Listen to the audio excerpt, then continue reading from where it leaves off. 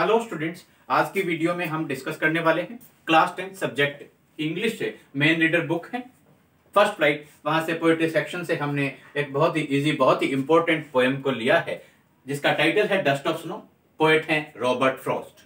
ये highly symbolic poem है और इस पोएम के अंदर हमने जो क्वेश्चन का एक कंप्लीट आंसर तैयार किया है। क्वेश्चंस आपके बहुत सारे हो सकते हैं। For example, write a brief summary of the poem Dust of Snow, write a note on the substance of the poem Dust of Snow, mention the 4 elements used by the poet in the poem Dust of Snow, where was the poet standing, what happened to him, how was the mood of the poet changed, who shook the hemlock tree, और बहुत सारे जो ये symbols इस पोएम के अंदर use किए गए हैं उनकी क्या सिग्निफिकेंस है। इस तरीके से बहुत सारे आपके क्वेश्चंस बन सकते हैं।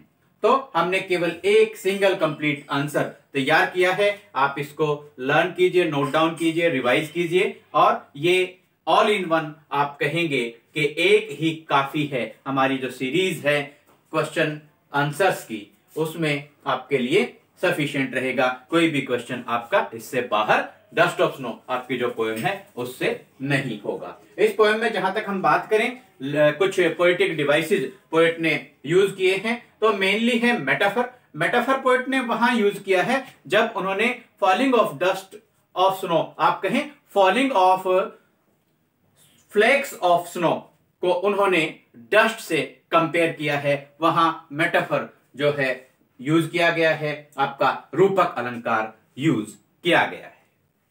इसके साथ में उन्होंने एसोनेंस, एक और आप कहें लिटरेरी डिवाइस, पोएटिक डिवाइस है, लिटरेरी टर्म है, वो यहां पर इस पोएम में यूज की गई है। और एसोनेंस का मतलब होता है कि resemblance of the sound between the syllables of nearby words, resemblance of the sound between the syllables of the nearby words। यहां पे आपको कंफ्यूज होने की कोई जरूरत नहीं है। इस पोएम को जब आपने लर्न करना है, सीखना है, आप केवल 4 एलिमेंट्स को, आप कहें 4 एलिमेंट्स या 4 वर्ड्स आप सबसे पहले लर्न कर लीजिए। फर्स्ट हो गया dust of snow, second hemlock tree, third हो गया crow and the fourth one is the poets mood. ये 4 एलिमेंट आप यूज कर लीजिए। इसी के साथ में जब हम क्वेश्चन का आंसर डिस्कस करते हैं, देखिए हमने लिखा dust of Snow is a highly symbolic poem by Robert Frost. Dust of snow एक बहुत ही संकेतात्मक, आप कहें संकेतात्मक या प्रतीकात्मक कविता है जिसको रॉबर्ट फ्रॉस्ट ने लिखा है, जिसके पोएट रॉबर्ट फ्रॉस्ट हैं। In this poem there are 4 most important elements. इस पोएम के अंदर 4 प्रमुख या मुख्य तत्व हैं। These 4 elements are number 1 dust of snow, second hemlock tree, third crow and the fourth is the poet's mood। 4 element हैं। एक डस्ट ऑफ स्नो हो गया। Dust of snow means particles of snow. एक डिफिकल्ट वर्ड मीनिंग में एक word आता है RUED, rued. Rued means feeling sad about या रिग्रेट करना, पछतावा करना, किसी चीज पर खेद प्रकट करना। और डस्ट ऑफ स्नो का मीनिंग है पार्टिकल्स ऑफ स्नो, स्नो के कण, बर्फ के कण।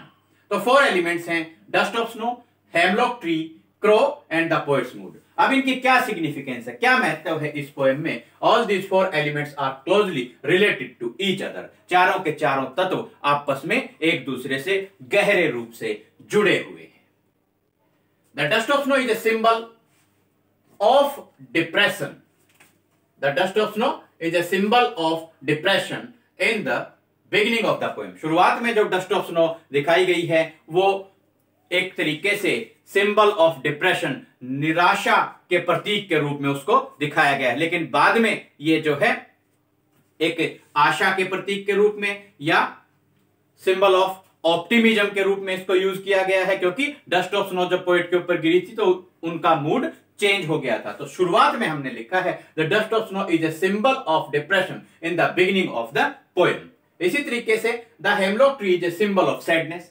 हेमलॉक ट्री जो है वो, उसको भी उदासी का प्रतीक माना गया है। हेमलॉक ट्री जहरीला पेड़ है, पॉइजनस प्लांट है, धतूरे का पेड़ कहा जाता है। और the crow is always considered ominous, अपशकुनी, OMINOUS, the crow is always considered ominous. इसी तरीके से कौवे को भी अपशकुन का प्रतीक माना जाता है। In the same way the mood off the poet was very sad, इसी तरीके से पोएट का जो मूड था वो भी बहुत उदास था, बहुत खराब था, या the mood off the poet was very bad, बहुत खराब था। द पोएट वॉज स्टैंडिंग या the poet was under a hemlock tree, दोनों तरीके से लिख सकते हैं। द पोएट वॉज स्टैंडिंग या the poet was under a hemlock tree. Poet जो है एक हेमलॉक ट्री, धतूरे के पेड़ के नीचे थे या धतूरे के पेड़ के नीचे खड़े हुए थे। He was very sad and thought that his whole day was ruined. वो बहुत उदास थे और सोच रहे थे कि उनका पूरा दिन बर्बाद हो गया था। But just then a crow came, तभी एक कौवा आया, and shook the hemlock tree. कौवे ने हेमलॉक ट्री को हिला दिया। The dust of snow fell on the poet. Dust of snow poet के ऊपर गिर जाती है, and it changed his mood. और इससे पोएट का मूड चेंज हो जाता है। In this way the rest of the day was saved for him. इस तरीके से बाकी का जो दिन है वो पोएट के लिए सुरक्षित बच जाता है, दिन खराब होने से बच जाता है। एक बार दोबारा से रिपीट कर देते हैं। Dust of Snow is a highly symbolic poem by Robert Frost. In this poem there are 4 most important elements. These 4 elements are, आप या तो लिखें यहां पर कोमा लगा दीजिए 1 2 3 4, बेशक ना लिखें, और कोमा कोमा यहां आप यूज करते चले जाएंगे। 4 एलिमेंट्स हैं Dust of snow, hemlock tree, crow and the poets mood. All these 4 elements are closely related to each other. The dust of snow is a symbol of depression. Symbol of depression. DEPRESSION. Full stop. The dust of snow is a symbol of depression in the beginning of the poem. The hemlock tree is a symbol of sadness. The crow is always considered ominous. In the same way, the mood of the poet was very sad. The poet was standing under a hemlock tree. Yeah, the poet was under a hemlock tree. He was very sad and thought that his whole day was ruined. But just then a crow came and shook the hemlock tree. The dust of snow fell on the poet and it changed his mood. In this way, the rest of the day was saved for him. जहां तक rhyme scheme की बात की जाती है, देखिए एक stanza हमने लिया first, the way A crow. First line में लास्ट में क्रो वर्ड आया है, इसको हमने ए मान लिया। शुक डाउन ऑन मी, क्रो की और मी की कोई राइमिंग नहीं हुई, कोई लयबद्धता नहीं हुई, तो मी को हमने बी मान लिया।